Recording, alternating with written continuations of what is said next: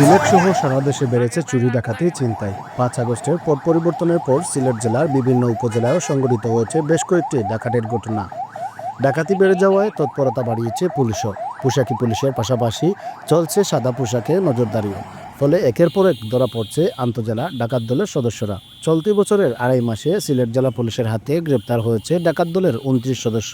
এর মধ্যে মার্চ মাসের ১৫ দিনে গ্রেপ্তার হয়েছে ৯ ডাকাত। রবিবার সিলেট জেলা পুলিশের মিডিয়া অফিসার এএসপি মোহাম্মদ সম্রাট তালুকদার এ তথ্য জানিয়েছেন।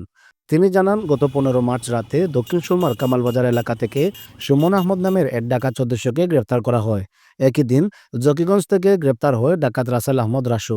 এর আগের দিন ১৪ মার্চ রাতে জেলা পুলিশের গোয়েন্দা শাখা দক্ষিণ সুরমার কদমতলী বাস টার্মিনাল এলাকায় অভিযান চালিয়ে শহীদ বুরহান উদ্দিন বাসন ও হুমায়ুন নামের ৩ ডাকাত সদস্যকে গ্রেপ্তার করে।